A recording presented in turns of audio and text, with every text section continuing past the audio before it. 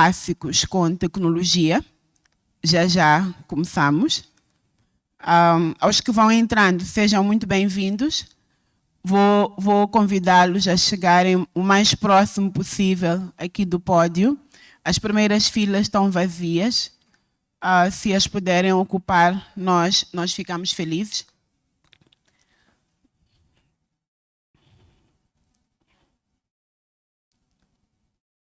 Enquanto isso, e só para melhor gestão de tempo, por favor, aqui à frente. Isso, está melhor. Obrigada. Enquanto isso, deixem-me falar então um pouco sobre este painel. Estamos então no painel B6, que é sobre ativismo, internet, ativismo digital e democracia.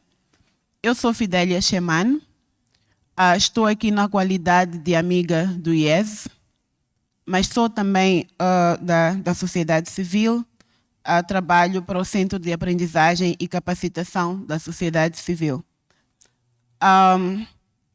Farei as honras da casa, como disse, na qualidade de amiga do IES, e conto para essa missão com 3 oradores que já estão aqui comigo.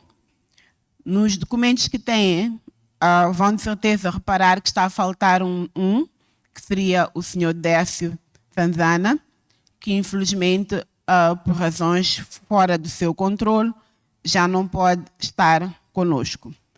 Então, contamos hoje com 3 oradores. São eles o Armando Nhantumbo, o Gene Jantala e o Ruben Noah Ukucho. Eu vou, então, enquanto tratamos do tradicional problema tecnológico, fazer uma brevíssima apresentação destes oradores. Acho que o documento que tenho aqui não está certo. Peço desculpas, vou recorrer ao meu.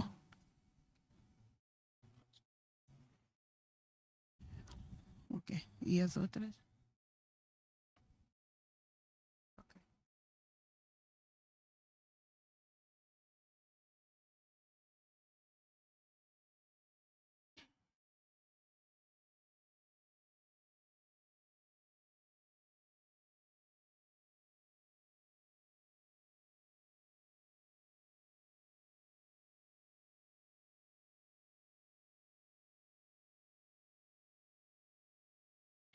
Obrigada. Então, eu dizia que vou passar a apresentar os oradores, mas antes talvez recordar, certeza que têm escrito, mas recordar o foco deste painel. Então, nós vamos na próxima hora e meia discutir as novas formas de ativismo político em Moçambique, com foco no papel da internet, das redes sociais e das práticas digitais de mobilização social. As comunicações dos 3 oradores vão abordar relatos de ativismo juvenil, de uso tecnológico das redes sociais no contexto eleitoral, a partir do exemplo daquilo que foi a manifestação neste espaço digital de jovens no momento da crise pós-eleitoral, em 2024, bem como a forma, e isto é muito associado a um dos temas, a forma como a pobreza e as revoltas populares são interpretadas à luz da governação e da dominação política. Para além das análises políticas e sociológicas, o painel inclui contributos etnográficos que examinam as experiências e percepções das camadas populares em contextos de contestação social, e o objetivo é compreender as intersecções entre o ativismo digital, democracia e as novas dinâmicas de resistência em Moçambique.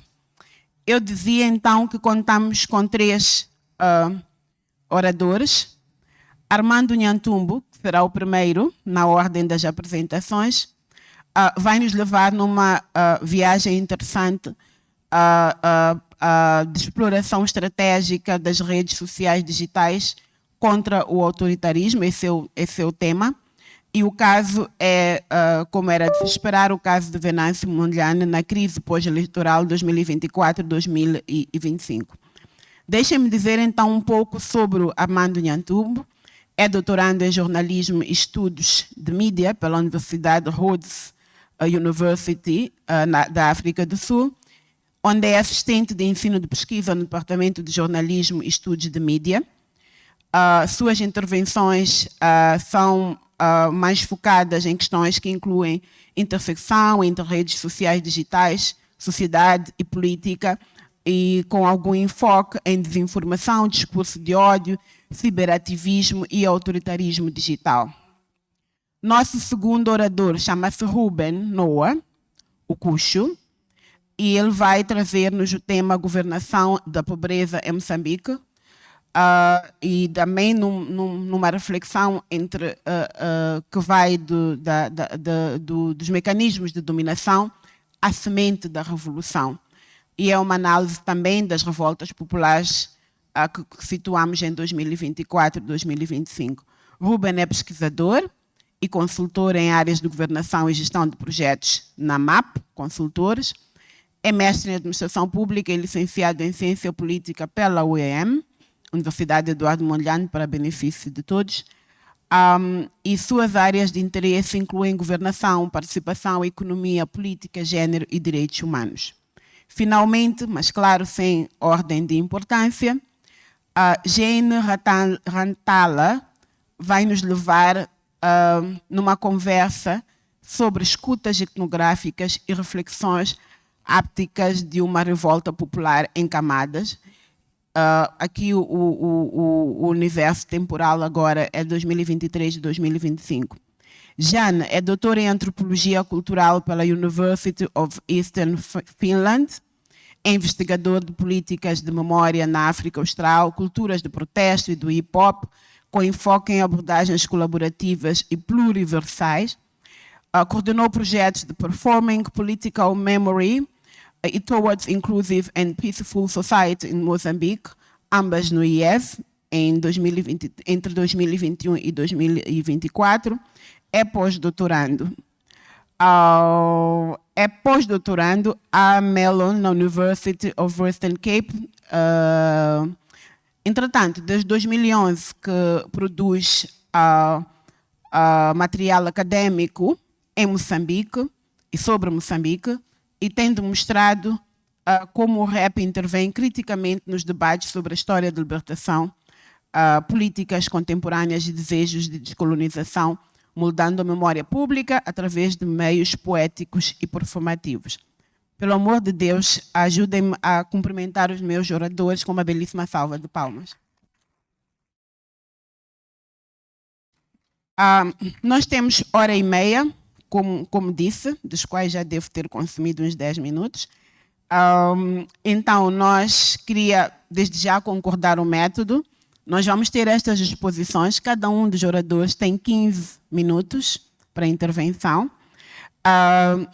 Assim que estas intervenções estiverem concluídas, vamos passar para a parte mais interessante, que é aquela que nos coloca em interação uns com os outros, e para isso vou pedir que sigamos o método tradicional. Bastará levantar a mão, dizer o nome, a instituição, se for o caso, e colocar a questão. Só para a descarga de consciência, a primeira leva será das primeiras 5 perguntas, e se não forem perguntas compostas ou que exijam um tempo longo de reação, abriremos espaço para uma segunda.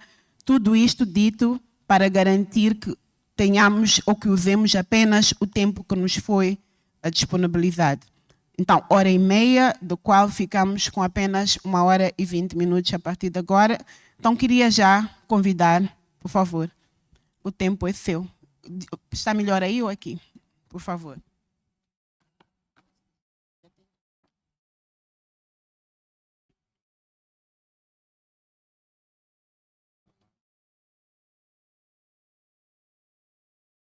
Muito boa tarde.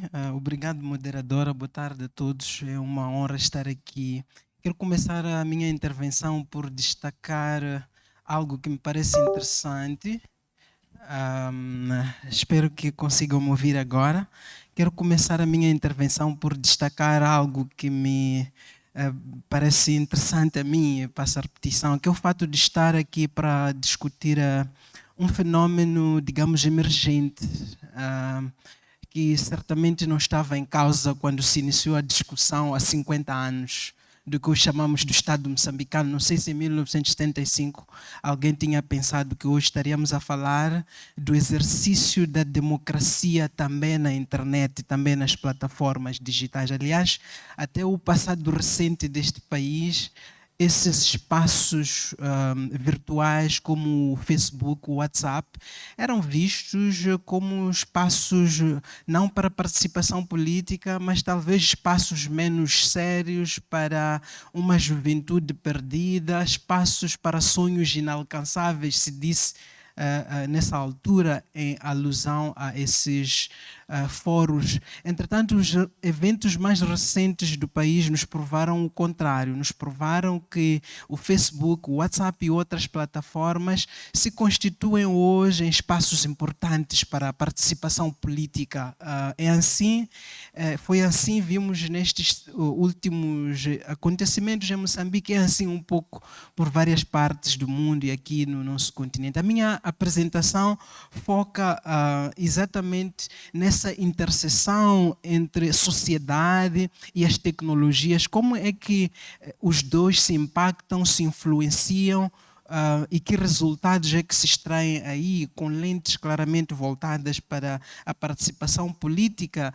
E no caso vou discutir concretamente como o senhor Venâncio Mondlane, líder da oposição, usou as tecnologias em 2024 e início de 2025 para a sua luta política. Esta é a estrutura da minha apresentação, não vou levar tempo nela, vou diretamente ao contexto e também acho que o auditório que tenho vai me perdoar se eu não levar tanto tempo aqui no contexto, porque quer me parecer que estamos todos familiares sobre onde é que nos situamos enquanto país, a ideia de que somos mais uma democracia formal, particularmente nos últimos 15, 20 anos, não digo que alguma vez já fomos um exemplo de democracia, mas as situações se tornaram cada vez mais drásticas nos últimos anos e o que temos é esse Estado que está cada vez mais no caminho do autoritarismo. Uma coisa interessante, há 2, 3 dias, quando eu estava a fazer o último slide, fui ao Google, fui colocar 3 palavras: autoritarismo, Moçambique e IESE, que é a instituição organizadora deste evento, e as cópias que vocês veem do lado direito do slide mostram isso, que há várias produção científica a mostrar isso, que somos um país cada vez mais autoritário. Então, esse é o contexto em que nos encontramos e isso foi claramente criando também esse afastamento entre aqueles que estão no poder e aqueles que são governados. E eu coloco como hipótese essa ideia de que nas eleições de 2024 tivemos algo diferente das outras eleições, que foi a emergência de um líder da oposição que veio quebrar não exatamente um bipolarismo, porque não era apenas Frelimo e Renamo, havia o MDM, mas veio introduzir uma nova dinâmica na cultura política ou no cenário político do país. Esse senhor chama-se Venâncio Mondlane, mas como disse antes, o que vimos foi o de sempre, de eleições não justas, não transparentes, até que chegamos à declaração da Frelimo e do seu candidato como os vencedores. Depois fomos à crise pós-eleitoral que nós vivemos, antecedida ali por aquele assassinato considerado por muitos como político do Elvino Dias e do Paulo Guambi. Depois isso foi despoletar, portanto, a crise, os protestos que nós vimos. Aquilo que aconteceu, e acho que mais uma vez testemunhamos todos, é que houve uma grande repressão a essas manifestações, incluindo contra esse líder da oposição, o senhor Venâncio Mondlane. Então, atirou-se gás, balas, não apenas contra cidadãos anónimos que estavam na rua, inclusivamente contra o candidato presidencial na altura, que foi atingido enquanto estava a ser entrevistado por jornalistas. E este acontecimento é importante para a minha apresentação, porque foi o acontecimento que explicou um shift, uma deslocação do palco da contestação, que eventualmente podia ter sido híbrido, esse palco de ruas, de Venâncio Mondlane nas ruas e no espaço digital, mas esta repressão fez um shift para Venâncio Mondlane completamente ausente das ruas e completamente presente no espaço digital. Lembramos-nos todos que nessa altura ele saiu do país, foi à África do Sul, depois foi à Europa, disse que havia plano para assassiná-lo, e o que nós vimos foi essa deslocação, porque ele compreendeu que seria difícil fazer essa luta nas ruas, foi mobilizar as pessoas para irem às ruas sem ele estar nas ruas. Então, o recurso que encontrou foi exatamente o uso das plataformas digitais da internet, e nos recordamos como a página de Facebook, as famosas lives nessa altura, se tornou no ponto central dessa mobilização, desse engajamento dos cidadãos para a participação nas eleições. Não vou levar muito tempo aqui, apenas para dar o cunho, vamos dizer, teórico de literatura e da metodologia. Existe uma linha de pesquisa nos últimos anos, nos estudos de mídia, que tem estado a celebrar as tecnologias, a internet, as redes sociais como novas avenidas para a participação política dos cidadãos. O argumento central é de que, em contextos particularmente de autoritarismo ou de controle, de fechamento do espaço cívico, como Moçambique, estas tecnologias oferecem alternativas, sobretudo para as vozes dissonantes se fazerem ouvir. Quando os espaços tradicionais são controlados, como a mídia tradicional, como os protestos de rua são reprimidos pela polícia, então o espaço digital pode ser essa alternativa para a participação.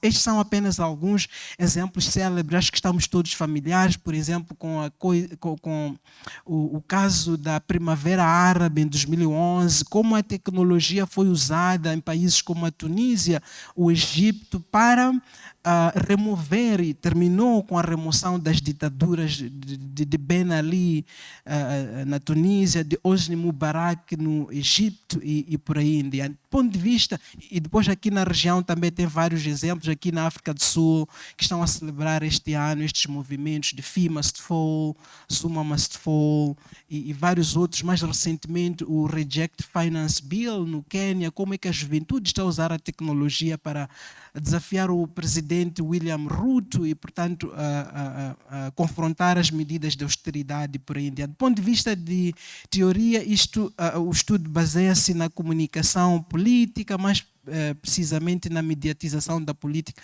com foco em como os políticos, portanto, constroem a sua publicidade. Do ponto de vista de metodologia, é marcadamente uma pesquisa qualitativa que usou etnografia digital combinada com observação e análise de conteúdo. Esta é a parte talvez mais interessante dos resultados. Antes de chegar aqui, queria muito rapidamente destacar que os primeiros estudos sobre o papel da tecnologia na participação política são estudos considerados na literatura como tecnodeterministas. O que é isso? São estudos que colocam uma grande ênfase no papel da tecnologia em si como a força motriz para as transformações. Esses estudos dizem que não, tudo o que nós precisamos é da tecnologia para operar essas mudanças. Depois, esses estudos receberam muitas críticas a dizerem que eram muito simplistas, ignoravam, por exemplo, o contexto que está à volta, como é que o autoritarismo, a pobreza, tudo isso pode empurrar as pessoas a irem ao espaço digital como um tubo de escape para o controle político exercido nesse contexto. Aquilo que esta pesquisa procura introduzir é uma discussão além do tecnodeterminismo e além do estudo centrado nas questões contextuais, mas procura explorar um conceito que que eu proponho no artigo, espero que seja aceito, o artigo está neste momento em revisão no jornal, é um conceito de utilização estratégica de redes sociais digitais. Então, aquilo que fui identificar no trabalho que fiz através da metodologia é que o senhor Venâncio Mondlane não apenas usou as redes sociais como usaria qualquer cidadão, as usou de forma bastante intencional, bastante estratégica, e na pesquisa identifiquei 4 principais estratégias que adotou. A primeira é aquilo que eu chamei no texto como bombardeamento digital, acho que está errada a palavra aí, basicamente para dizer que ao longo do período da crise, o líder da oposição fez questão de garantir que os cidadãos estivessem permanentemente informados, permanentemente bombardeados, para usar o termo, sobre a luta que ele estava a fazer, e que as pessoas não se esquecessem disso. Portanto, havia um fluxo de informação que estava a ocorrer não de hora em hora, mas de forma frequente. Havia pelo menos uma live que era feita por semana, extensa, de uma média de 1 hora de tempo. Há semanas em que havia mais de uma live, e a intenção era clara, era para fazer com que a agenda manifestações não saísse do ecrã das pessoas, e do ecrã isso terminasse nas ruas. Das contas que fiz, houve pelo menos 17 lives destas principais moderadoras. Vou pedir que me avise quando faltarem 5 minutos. Portanto, do período de outubro a janeiro, houve no mínimo 17 lives. E estas lives principais eram também complementadas por pequenas publicações, pequenos vídeos que eram feitos esses quase que diariamente na página de Facebook. Esta é apenas uma mensagem, um exemplo a dizer isso, que é um lembrete, a dizer que não fiquem descansados, a luta está em vossas mãos, e vamos continuar. A segunda estratégia que eu identifiquei deu o nome de apelos para partilha e promoção, que era uma estratégia. Nunca se iniciava nenhuma live sem pedir que as pessoas fizessem partilha dos links das lives com outras pessoas, preferencialmente com grupos e não pessoas singulares. Portanto, o discurso que estava no início de toda a live era dizer que, por favor, partilhem este link para mais pessoas. E nós não vamos começar esta live se vocês não partilharem esses links. E era interessante que havia sempre um mínimo que variava em função do engajamento. Há dias em que se dizia que não iniciamos a live se não atingirmos 15 mil. Ficou com 4 minutos. Obrigado. Se não atingirmos 15 mil, como que chamam? Internautas, mas há vezes em que eram 60 mil e por aí em diante. E os utilizadores, ansiosos por cada live, trazia novidades de novas ações e por aí. O que aconteceu é que esses links eram imediatamente partilhados, e na minha leitura isso pode explicar porque que a página em tão pouco tempo se tornou tão popular, atingiu mais de 1 milhão de seguidores em menos de um mês, e havia também esse encorajamento para as pessoas filmarem e postarem. E na leitura que faço não era só para mostrar onde é que estavam os maiores aglomerados, era para promover essa agenda toda. A penúltima estratégia é o que chamei de diversificação de mensagens e apelos emocionais, que houve claramente uma utilização de uma linguagem emotiva, que se dizia que esta não é uma luta de Venâncio, é uma luta nossa, que temos que nos libertar. Era essa a narrativa, instrumentalizando claramente aquilo que dissemos no contexto, um distanciamento, uma frustração popular, sobretudo no seio da juventude, com o partido no poder. Mas interessante que isso foi como estrategicamente foi direcionando a luta, identificando problemas de vários grupos, para engajar vários segmentos. Portanto, num dia podia-se abordar assuntos que têm a ver com os médicos, noutra live que tem a ver com a polícia e por aí em diante. E isso foi construindo esses diferentes públicos que depois foram permitindo esta base alargada. A última estratégia é o que chamei de inovação e branding, e aqui nos recordamos como, ao invés de dizer que estamos a nos manifestar até ao fim, que não está muito claro, as manifestações foram repartidas em fases. Isso evitava a monotonia do processo, mais do que isso, havia a introdução desses nomes tão criativos que haviam ali, de 4x4, de Turbo, V8 e por aí em diante. Mais do que isso, havia a introdução de ações também inovativas, como bater panelas, alguém chamou isso de revolução de panelas, como estacionar veículos na via pública e por aí em diante. Houve, inclusivamente, como chamam isso? Webinars que foram organizados com pessoas, figuras respeitadas para legitimar essa luta. O professor Patrick Lumumba, que é um grande pan-africanista, que acho que estamos todos familiares sobre esse nome, foi convidado num desses webinars para falar da situação política. Acho que este é o meu penúltimo slide, que mostra que esse engajamento resultou numa coisa interessante, que foi uma deslocação dos apelos, das estratégias que eram feitas no espaço digital para o espaço físico. O que nós vimos foi um maior engajamento das pessoas. Moçambique, procuro argumentar, registrou nesse período de 3 meses, talvez, as maiores manifestações populares na sua história de Estado independente. Estes são apenas alguns dos exemplos e nos recordamos disso, de como as manifestações paralisaram o país por quase 3 meses.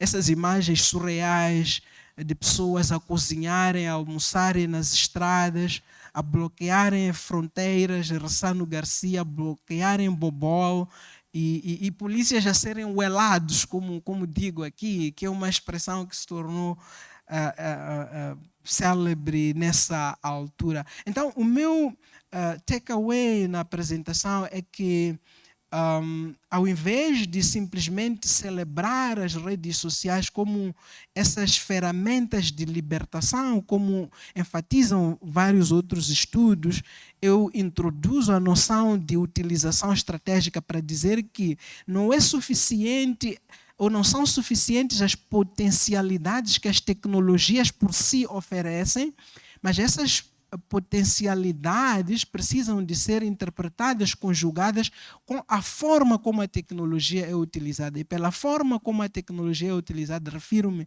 ao conceito que introduzo de utilização estratégica. E muito obrigado por me ouvirem.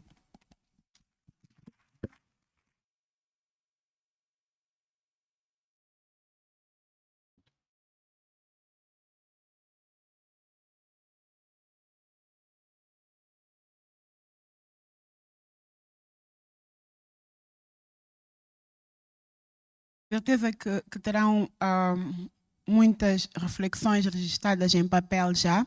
Eu vou convidar o Ruben. O Ruben tem 15 minutos. Mas antes, agradecer ao Armando pelo cumprimento do tempo. Isso é um incentivo para si, Ruben. Por favor. Obrigado. Acho que também tenho o tempo do Darcy, que não está. Muito obrigado. Eu vou aqui trazer uma reflexão, alguns pontos em relação ao que denomino governação da pobreza em Moçambique, do mecanismo de dominação acima da revolução. Este é um tema de reflexão, tendo em conta aquilo que já se vem falando em relação a como é que o setor da proteção social se tornou num mecanismo não só de dominação, mas também acaba ou pode galvanizar certos movimentos protestar, como nós verificamos em 2024, 2025. E é uma reflexão que olha, sobretudo, ou que explora como é que as dinâmicas da governação têm se transformado, da governação da pobreza, têm se transformado não só em um mecanismo de dominação, mas também no estopim para revoltas populares. E a análise aí parte sobre 2 prismas. Primeiro, este é o primeiro prisma de dominação, que é também abordado por diversos autores e teóricos, como o Vacan, citando o Poirald e outros autores. Mas, mais do que essa premissa de que a pobreza pode ser um instrumento de dominação política e social por meio da sua governação. Também procuramos olhar aqui como é que esta governação da pobreza pode também galvanizar esses todos os movimentos que nós verificamos, e isso pode ser visto olhando para esta citação que eu trago aqui, e esta é de um ativista social, em 2023, isto aqui em que colocava as suas palavras nesses termos: querem me matar a bala, eu já morro de fome. Uma bala vai me matar em menos de 30 segundos, mas a fome me mata todos os dias, me desgraça a mente. Então, esta é uma declaração de um manifestante e que capta a essência da frustração em Moçambique, no sentido de que a fome, mais do que uma carência física, pode se transformar em uma experiência de marginalização e angústia diária. Tal como eu havia dito, quando olhamos para a governação da pobreza, é preciso olhar sobretudo para a pobreza não apenas como um fenômeno social, mas como um elemento que pode ser instrumentalizado através da governação. Então, os políticos podem instrumentalizar a pobreza como forma também de legitimar as suas ações. Então, aí estamos a ver um fenômeno que é importante para a legitimidade do Estado, sobretudo da maneira como é que esse fenômeno é instrumentalizado através das correções de algumas falhas do sistema liberal que verificam-se, seja através da distribuição de subsídios, assim como diferentes políticas de proteção social.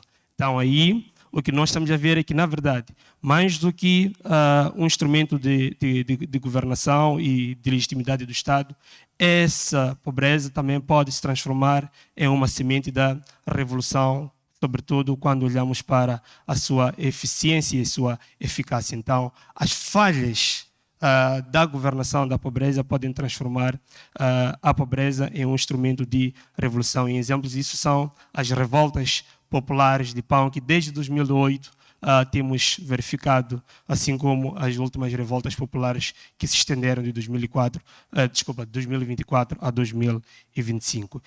Ao olhar para a pobreza como um mecanismo de dominação, primeiro partimos do próprio conceito de que seria a governação da pobreza. E, de forma simples, a governação da pobreza trata-se nada mais nada menos que um fenômeno, ou seja, um conjunto de mecanismos de controle que expressam relações de poderes. E isso acaba garantindo não só a questão da manipulação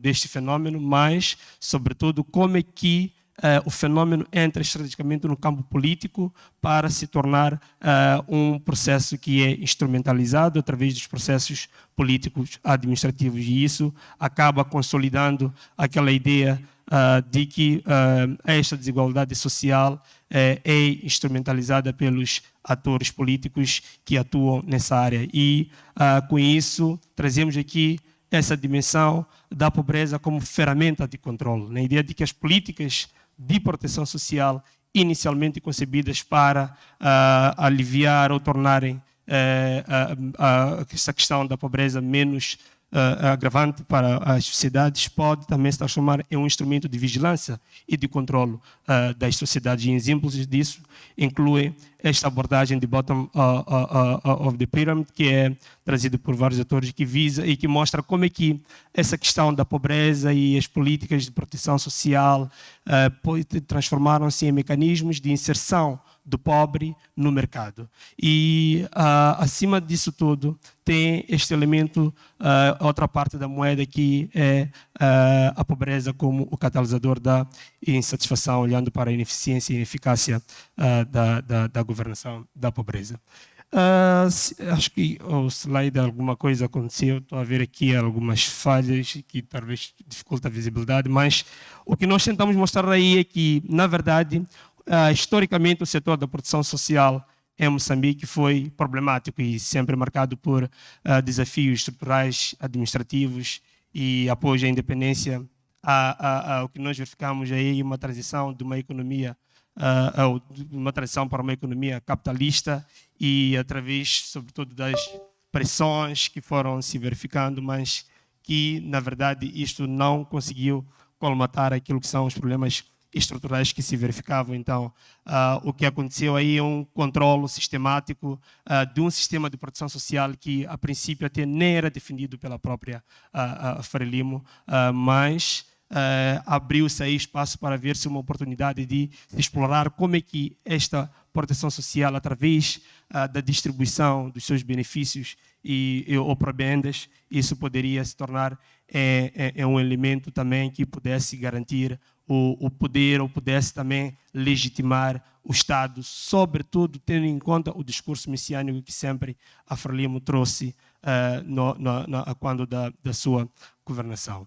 E o que tem se notado é que, desde a adoção de políticas liberais em 1990, Moçambique tem sido palco de revoltas populares, desde o período de 1993, quando nós verificamos alguns protestos contra o aumento do preço do transporte público, até 2008, com protestos violentos contra a subida dos combustíveis, subida de pão em 2010 e assim sucessivamente até chegarmos em 2024.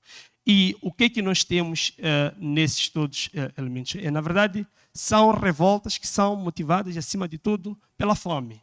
E aí verificamos que a pobreza acaba se transformando como um fenômeno que, embora a governação tenha procurado mecanismos de garantir que, através deste mesmo fenômeno, procurasse controlar essas classes, isto não foi suficiente, porque se formos a verificar a história da proteção social, como é que as políticas também de proteção social foram adotadas ao longo do tempo, vamos perceber que essas políticas e diferentes programas foram adotados e expandidos também em decorrência de diferentes fenômenos que nós verificamos para 2008, assim sucessivamente. É verdade que a política de proteção social foi adotada bem antes desta revolta, em 2007, mas até lá ainda não tínhamos uma reflexão muito clara do que nós queríamos em termos de proteção social, e que depois isso trouxe novas reflexões de como é que a política poderia olhar para isso.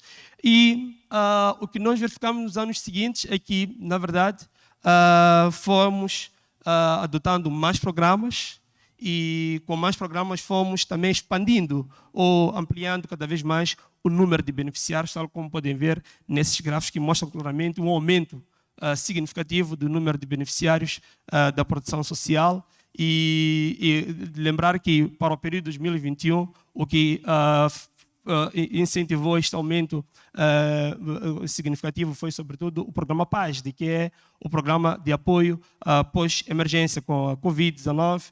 E, então, isto tudo trouxe essa expansão dos programas do INES, mas é uma expansão que tem ocorrido sem um aumento proporcional naquilo que são as despesas de investimento. Então, consequentemente, temos mais número de pessoas que recebem esse apoio, mas com déficit, sobretudo, no que concerne à administração e com um sistema que, na verdade, é desenhado como forma de legitimar a presença do Estado, a presença também do governo, no sentido de que é um apoio que está sendo dado ou está sendo oferecido pelo governo sem uma emancipação social significativa no meio dos cidadãos. Então, o que nós verificamos é consequentes falhas na implementação e críticas, sobretudo, dos programas de proteção social, que vêm desde as primeiras fases dessas políticas, desde o GAPVU, que talvez mais velhos que estejam aqui sabem muito bem o que terá acontecido também com o GAPVU, que foi criticado, escândalos de corrupção,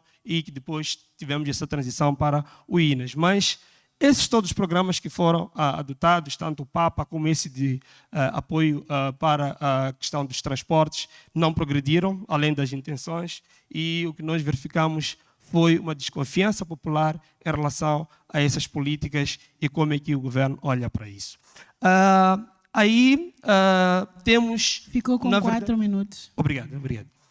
Na verdade, verificamos aí um panorama todo criado para que, na verdade, houvesse estas revoluções que nós verificamos, que nós chamamos de mais um contexto desfavorável. Por quê? Porque, se formos a ver para os últimos fenômenos, na verdade, não só são motivados pelos persistentes altos níveis de pobreza e desigualdade, como também as diferentes crises econômicas, as dívidas ocultas, o Covid-19 e também os conflitos políticos e o terrorismo em Cabo Delgado. Isto tudo vem pressionar, sobretudo, para a maneira como é que o cidadão se posiciona em relação a esse Estado que desde muito tempo tem se colocado como aquele que é provedor e como aquele que garante a sobrevivência dos indivíduos, mas que, na verdade, não conseguiu suprir aquilo que são as suas necessidades. Consequentemente, o que nós temos é, na verdade, uma desconfiança e desilusão, e este é o sentimento popular generalizado que nós verificamos nas últimas manifestações, em que um dos manifestantes também colocou isso, dizendo que o povo está saciado de mentira e que está cansado, na verdade, e que a raiva, sobretudo, é a comida. Nesta frase, nós verificamos o grande, o elemento principal que terá galvanizado essas menções. É verdade que temos o fenômeno das eleições, toda a crise também que se criou, mas a fome acaba aparecendo como um elemento muito importante, e isso olhando para o que diferentes teóricos abordam, sobretudo a teoria da privação relativa, que nos ajuda a explicar melhor isso. E, diante disso tudo, os cidadãos sempre tiveram aquela consciência de olhar para este fenômeno e procurar um culpado. E o culpado sempre foi a Frelimo. Frelimo por quê?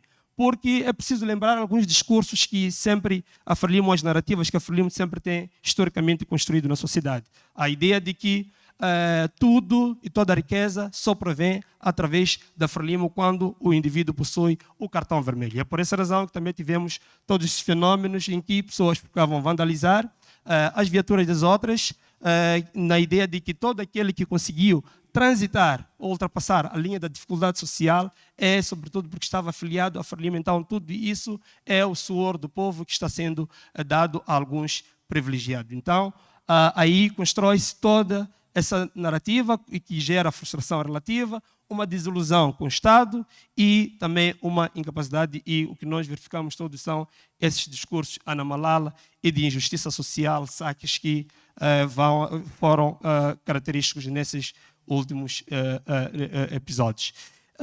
Com base nisso, trazemos aqui alguns elementos de reflexão e caminhos para frente, na ideia de que é verdade que as revoltas populares de 2024 e 2025 foram motivadas pelas eleições, mas é preciso olhar para as causas estruturais, olhando sobretudo para como é que a questão da pobreza e a sua governação tornou-se um elemento importante, e a Frelimo também é preciso que reconheça a ineficácia dos seus mecanismos de cooptação e esses discursos messiânicos que, na verdade, acabam não se colocando como elemento que galvaniza aquilo que é o desenvolvimento que se precisa. Então, aí trazemos esses três elementos que poderiam ajudar melhor a refletir em torno disso, que é a questão do crescimento inclusivo, o fortalecimento institucional e a questão da participação dos cidadãos, que são os três elementos que julgamos muito importantes na ideia de que a vulnerabilidade no acesso aos alimentos das famílias pobres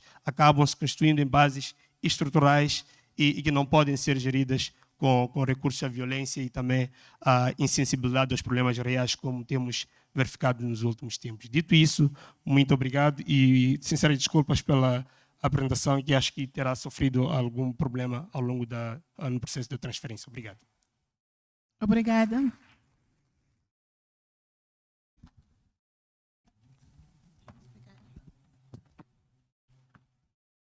Bom, obrigada, Ruben. Sim, por favor, é seu tempo. Só estou a cumprir a praxe de vir de lá para cá como moderadora. Tem então 15 minutos. Quero pedir a todos então que comecemos a organização.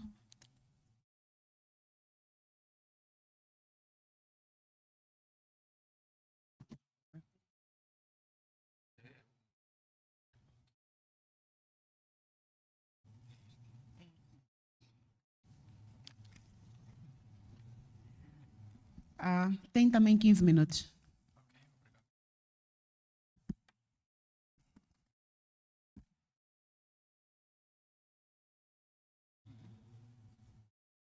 Oi.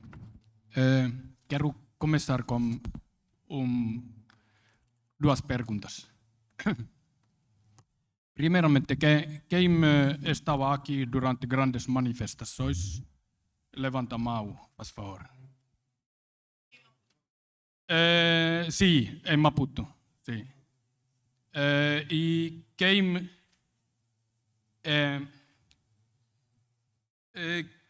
estava e não reconhece o cheiro de lacrimogêneo continua mal levantado. Quem estava aqui, mas não reconhece o cheiro de lacrimogêneo continua mal levantado. Ok. Não tem mãos. Ok. E resto de Moçambique, quem estava durante manifestações grandes e tipo reconhece, não reconhece cheiro de gás lacrimogêneo, podem levantar mão. Epa. Ok, tá bom, muito obrigado. Sim. Sim.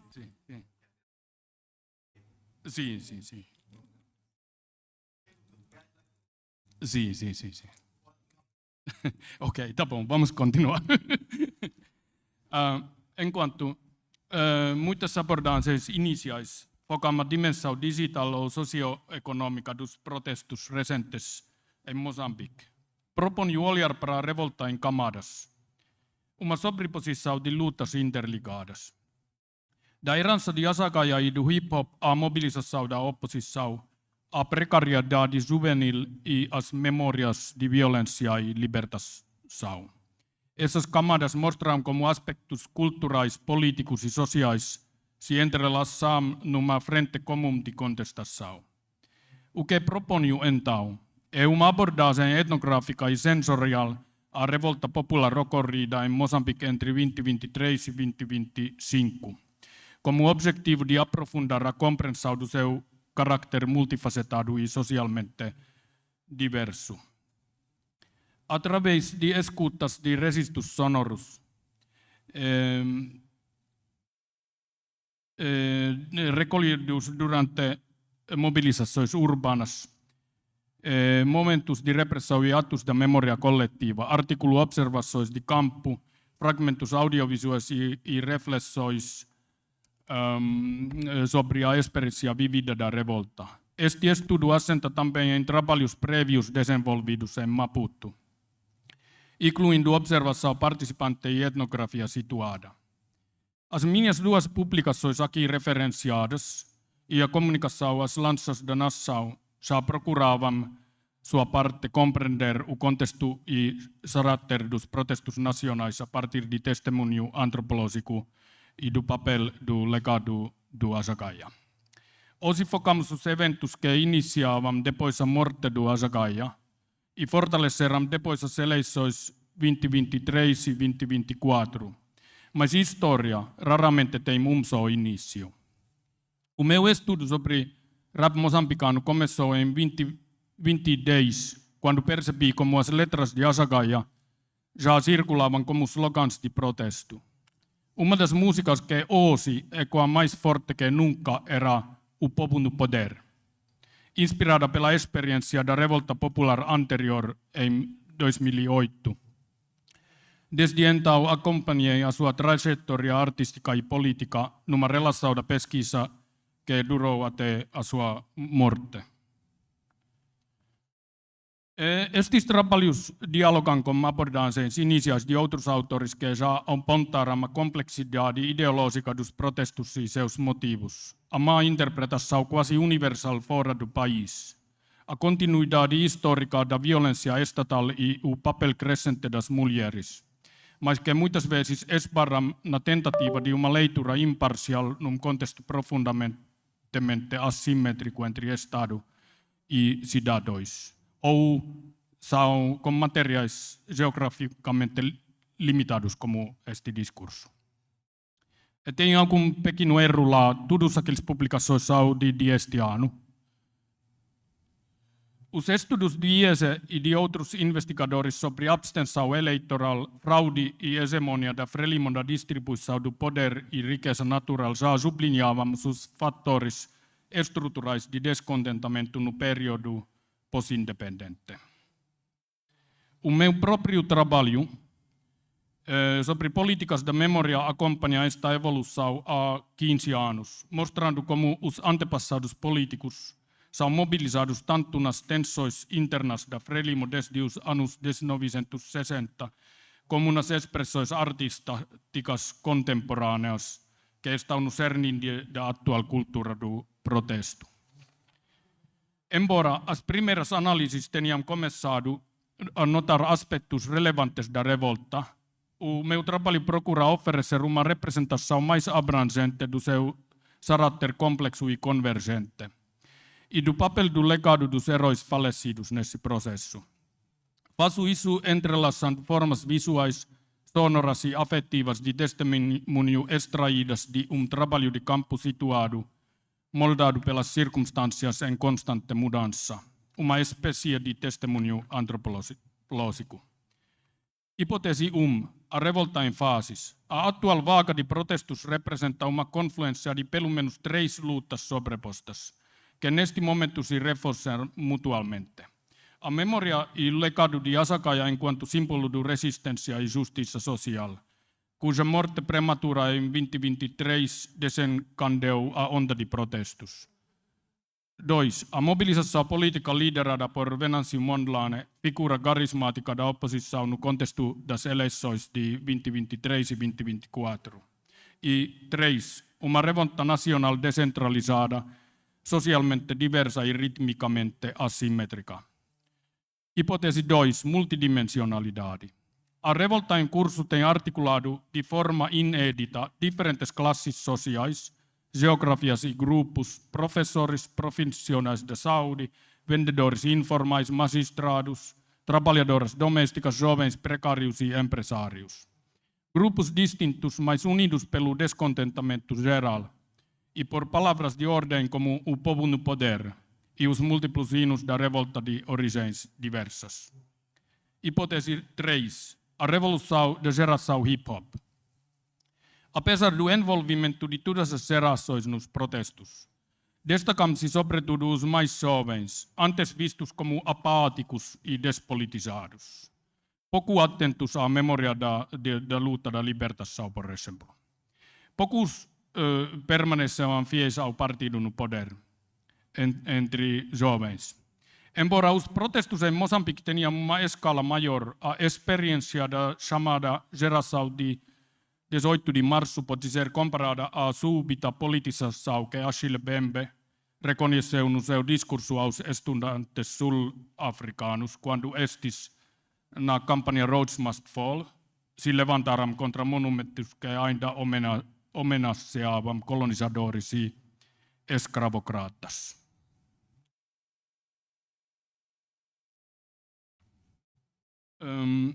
A orientação teórica do meu trabalho foi a abertura dos acontecimentos no terreno e a disponibilidade para responder estrategicamente.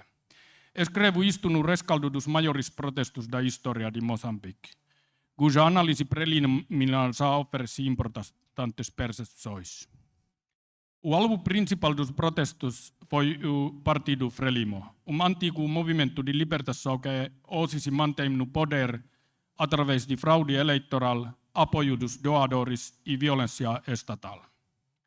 Apesar da sua história na libertação, para os jovens marginalizados e a população afetada pela economia extrativa, Frelimo representa o parceiro da exploração neocolonial. A minha experiência prévia em hip-hop deu-me sensibilidade particular para compreender estes eventos, não só pelo conhecimento da música que denuncia estas situações, mas também porque pude reconhecer traços do rap moçambicano, onde muitos não os reconheceram. Dezenas de músicas sobre protestos foram lançadas entre outubro de 2024 e março de 2025. Compilei playlist público aqui no slide. E versos de rap estavam presentes em slogans por toda a parte, desafiando a versão oficial da Frelimo sobre a luta anticolonial e questionando os benefícios locais da economia extrativa deixado pelo sistema colonial. Não parti com a intenção de investigar a revolta. Parte desta pesquisa deve-se à mera coincidência de presenciar os acontecimentos. Ao mesmo tempo, a compreensão teórica adquirida ao longo da investigação permitiu-me interpretá-los de forma significativa. Este tipo de sorte, facilitado por preparação paciente e atitude aberta, designa-se por serendipidade. Esta serendipidade, contudo, é marcada pela profunda tristeza causada pelo falecimento físico do Asakaia, que tive a oportunidade de acompanhar por 13 anos. Entrevistei-o diversas vezes e observei a presença de barras nas manifestações dos Mad-Germanes nas avenidas principais de Maputo, entre outros contextos. Em 2016, assisti à atuação de Asakaia numa manifestação pela paz na Praça da Independência, rodeada por exército de cães policiais e veículos blindados. A manifestação continuou a ser o último grande protesto do país, ou pelo menos aqui em Sul, até 2023, quando multidões regressavam à praça para acompanhar Asakaia na sua última viagem, cantando e repetindo as suas músicas com os punhos levantados.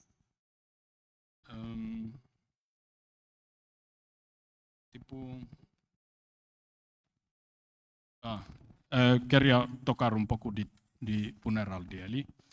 O funeral de Asakaia desencadeou a atual onda de protestos, seguida por homenagens e manifestações generalizadas em Moçambique, Angola e outros países, bem como por tentativas brutais de repressão.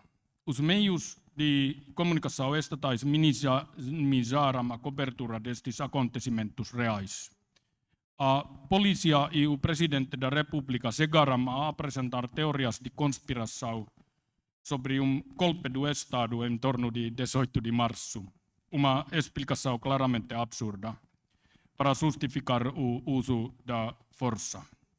Enquanto isso, a imprensa independente dedicou destaque aos acontecimentos, reservando suas primeiras páginas à memória de Asakaia. Nos múltiplos tributos musicais, rappers enfatizam a força e continuidade do legado de ele, como na música Geração 18 de março, onde MC Shamboku rappa: certeza tu viste no velório do teu corpo, tua alma multiplicou-se pelo espírito do teu povo. É assim que realmente aconteceu. Desde as eleições municipais no ano da sua morte, e especialmente desde as eleições gerais de outubro de 2024, as homenagens e protestos, bem como as tentativas de repressão, escalaram por vezes para uma revolta nacional com impacto também nos países vizinhos e nas antigas colônias africanas de Portugal. A apresentação defende que a revolta em curso tem articulado de forma inédita diferentes classes, geografias e atores numa frente comum de contestação maioritariamente não partidária. Trata-se assim de convite a pensar a escuta como prática de atenção comprometida e necessária, como terreno com os afetos e com a complexidade das formas populares contemporâneas de resistência. Uma das conclusões a que chego é a da existência de uma lacuna de investigação. A representação dos protestos e das suas causas profundas nos meios de comunicação e na compreensão acadêmica continua insuficiente e muitas vezes ancorada em abordagens fenomenológicas limitadas e geografias limitadas. Torna-se, portanto, necessário aprofundar estudos etnográficos colaborativos em diferentes contextos geográficos do vasto país e analisar criticamente os materiais mediáticos, não apenas para documentar os protestos, mas para criar condições que permitam aos cidadãos fazer a sua própria história. Dessa forma, a herança das pessoas e gerações mortas, Asakaia, Eldino Vias, Manu Chotas, Edward Monlane, Uriah Zimangu, por exemplo, entre outros. Em vez de pesar sobre os vivos como fardo, pode ser mobilizada como fonte de energia social circulada, inspirando o processo de descolonização que orienta o nosso futuro comum. Muito obrigado. Muito obrigada. Concordarem comigo, vou pedir um esforço maior com essas palmas. Por favor. Obrigadíssima. Seguimos então na metodologia acordada. Quem tiver questões para colocar, já vejo ali as 3 primeiras. Esta é a 4ª. Então, desculpa, 3. Esta é a 5ª. Então, diz? Sim, estou a dizer a ordem. Então, as 3 primeiras surgiram dali. Depois, a 4ª, mesmo atrás, lá de camisa branca. E depois a 5ª foi aquela. Essas serão as primeiras. Depois vamos... Essa cara de desconfiança, Kátia. Estas são as 5 primeiras, pelo amor de Deus. Sim, por favor. Eu vou pedir, já viu que há uma manifestação, já viram Sim. todos, não é? Que há muito entusiasmo na sala. Exatamente. Vou pedir a maior objetividade possível. Muito obrigado. Por isso estamos num painel de busca da liberdade. Tá bom, mas quero parabenizar aos oradores. Estão de parabéns, Nhantumbo, Ruben e Yane. Muito parabéns. Temas atuais e que precisamos aprofundar mais. A questão vai, infelizmente ou felizmente, para Nhantumbo, que podia ser réplica para os outros 2, mas Nhantumbo, falas das estratégias, que são 4, penso eu, mas vou para a primeira estratégia, bombardeamento digital. Você explicava como é que essa estratégia, não é, afetou, mas também podia dizer infectou a massa popular. Mas a questão é esta: quão eficaz foi a primeira estratégia deste bombardeamento digital em relação às zonas ou aos moçambicanos das zonas rurais? Porque a questão digital é própria de cidade e Moçambique é vasto. Quão eficaz foi a primeira estratégia? E a segunda questão, Venâncio ou o seu método digital não terá sido uma partilha eliticista que também os protestos ou protestantes, não é, neste caso os manifestantes, dizem que o governo é governo eliticista.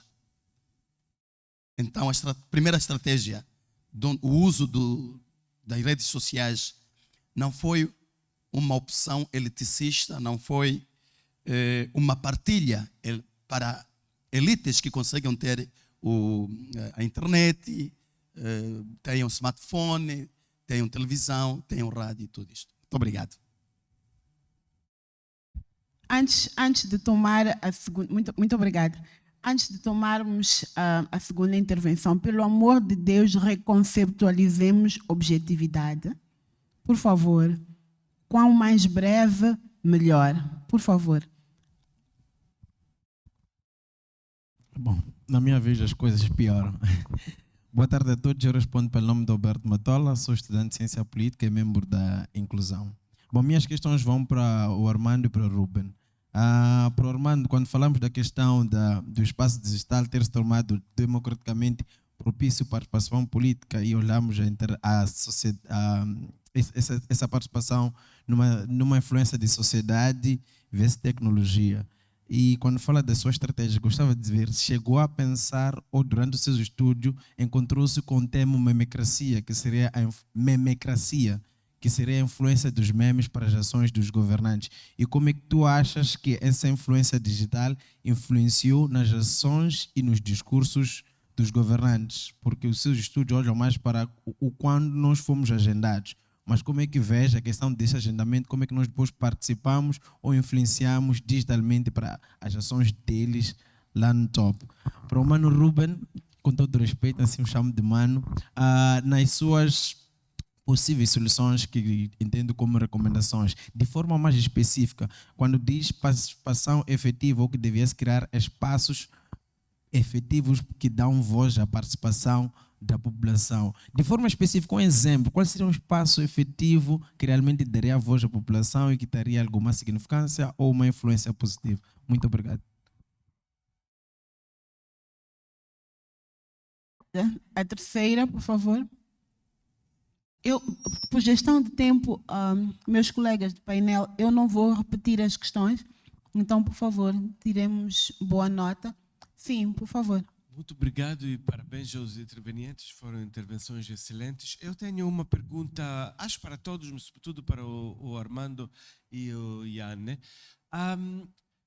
Na intervenção do Armando, me pareceu ter algo que enfatizou de forma preponderante a liderança do Venâncio. Então, a questão é, a revolta das panelas, a revolução das panelas, ou como queres chamar, foi de fato algo que foi simplesmente estimulado, manipulado por cima, ou o Venâncio de fato catalisou um movimento que vinha de baixo e que, como o Iane sugeriu, numa das hipóteses, era fragmentário, diverso, e me pareceu também na intervenção do Iane que a figura do Azagaia surge quase como outro líder. Então,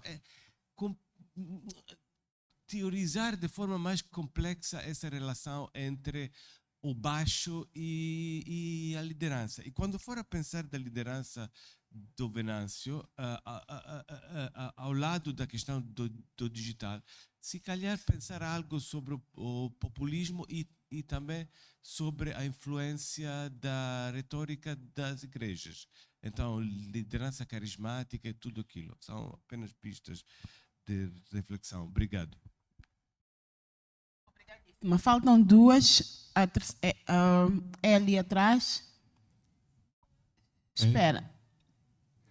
Oh, calma. Aqui foram três, não é? A quarta é de camisa branca lá atrás. Peço desculpas, Kátia.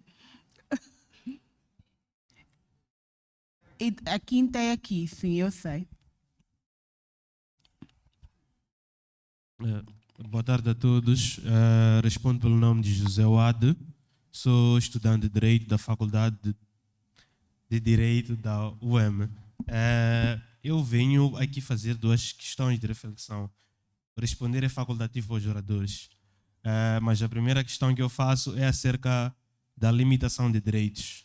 Por um lado, temos a limitação do direito à integridade ou ao bom nome de um político ou de alguém que está na função pública, e por um outro lado, alguém que decidiu pegar o seu telefone, filmar o presidente da República a passar de um carro Land Cruiser enquanto a minha tia está a passar mal. E de seguida, vem alguém, dispara no teu telefone ou te silencia de uma outra forma. Então, queria saber como é que os oradores conseguem ver isto, porque se estivermos a falar de uma sociedade democrática, temos que perceber que deve haver uma inclusão ou pelo menos igualdade de direitos. Por outro lado, queria chamar a atenção pelo fato de que existem sociedades, ou pelo menos outros países, em que há uma proximidade entre os políticos e o povo, no sentido de que o cidadão, se quiser, pode conversar com o presidente da República, tirar uma selfie. Por que não há esta proximidade no nosso país? Porque eu entendo que se eu comentar no post do presidente da República, serei silenciado de alguma forma. Então, gostaria de saber para vocês, essa limitação de direitos deve valer para que lado? Obrigado. Obrigadíssima. Pelo amor de Deus, não sigamos o exemplo do Jane. Muito interessante, mas longo demais para o tempo que não temos. Obrigada. O tempo é seu, sim.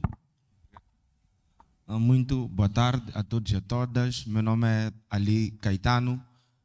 Eu trabalho em Cabo Delgado como coordenador de projetos.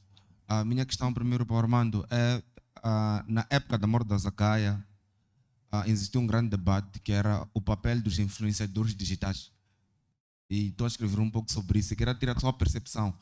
Dentro da ferramenta digital, tem pessoas com muitos seguidores, mas que não comentam sobre protesto, não comentam sobre democracia, mas eles têm uma responsabilidade moral maior, porque têm um vasto auditório. Então, eu queria saber o seu comentário sobre qual é o papel dessas pessoas que são influenciadores digitais.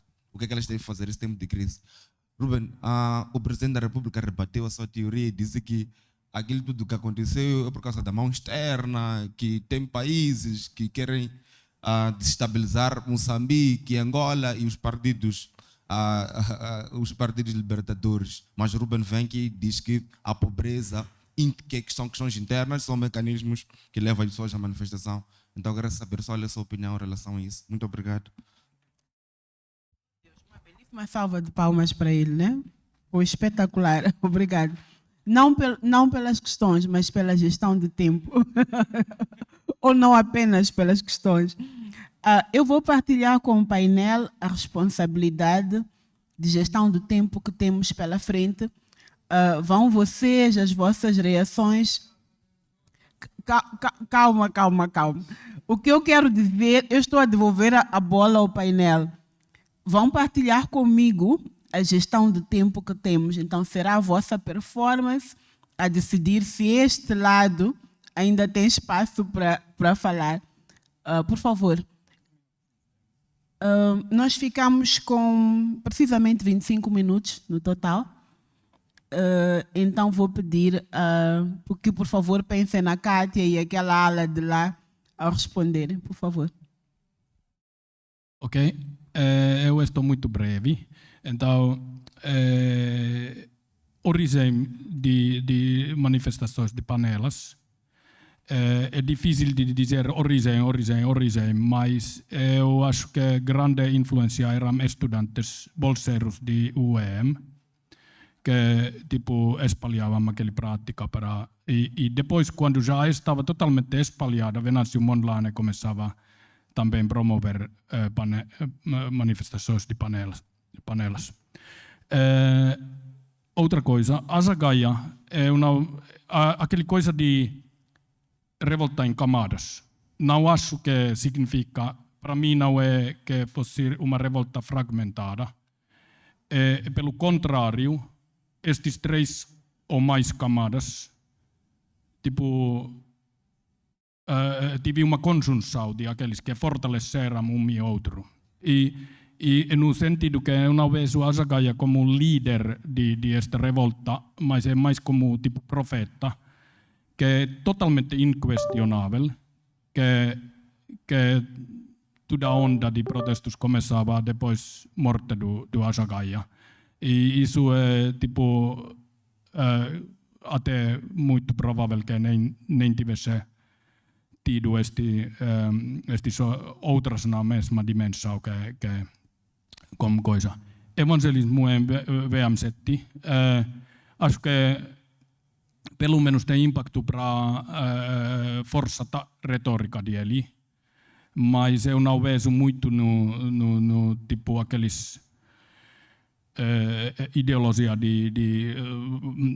teologia de prosperidade, etc., estas coisas, mas ele defende muito mais valores coletivos de bem-estar comum, etc., estas coisas. Obrigado, porque gostaria de ouvir a Kátia falar, então vou falar em 1 minuto apenas, talvez. Primeiro dizer que vou pegar a última questão e depois para a primeira responder a todas. Se o presidente rebateu a teoria dizendo que é mão externa, é verdade. Até a guerra civil foi tida como uma mão externa, então isto não nos surpreende. Mas os pontos que nós trazemos aqui é que, na verdade, esta limitação de direitos, alguém colocou aqui, porque que não há proximidade entre os governantes e os governados.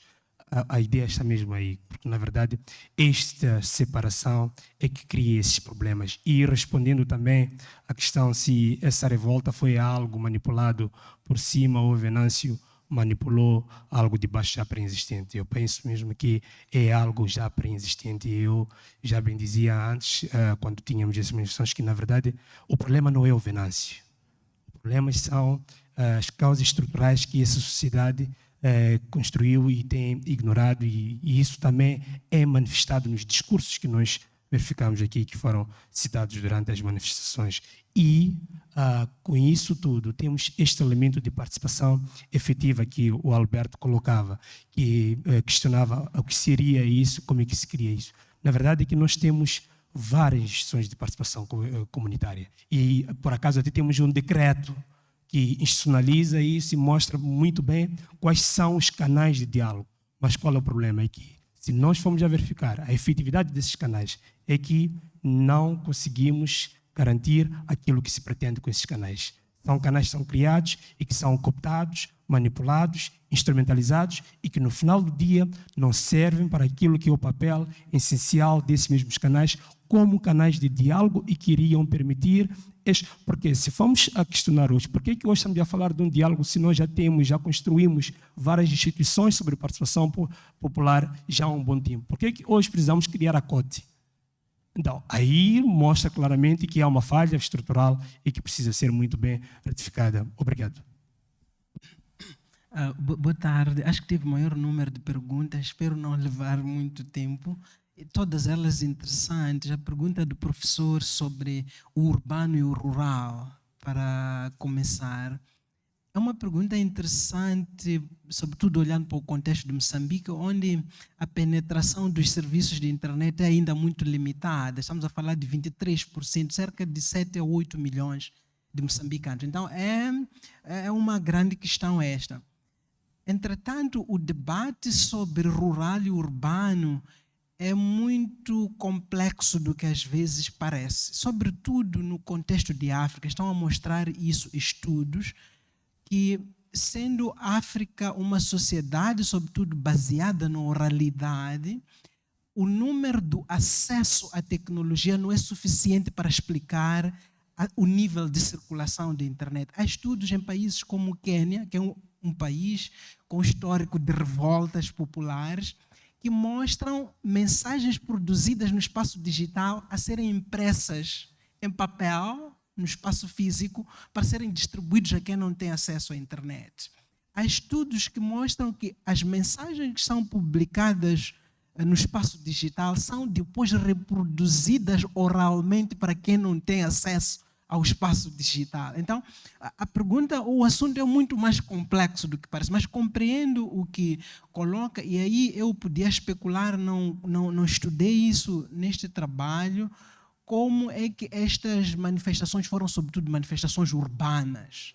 Não digo que não houve levantamentos no campo, mas tenho a impressão de que estiveram concentradas, sobretudo, no espaço urbano. Mas concordo que é preciso ainda fazer pesquisa para dar uma resposta mais acabada à pergunta que faz. E acho que a segunda também está relacionada a isso, o aspecto sobre o elitismo. A segunda pergunta, acho que é do Roberto, como o digital influenciou o governo, né? Como é que o governo... É simples a resposta. O governo de Moçambique adotou aquilo que é adotado em outros contextos de autoritarismo. Há um conceito também que vem do digital, chamado autoritarismo digital, que se manifesta de várias formas. Uma delas é cortar a internet. Onde é que se registra a corte da internet? No Zimbábue. Não é nos Estados Unidos, é no Zimbábue, é na Rússia e por aí em diante. Então, claro que o governo, como disse no início da minha apresentação,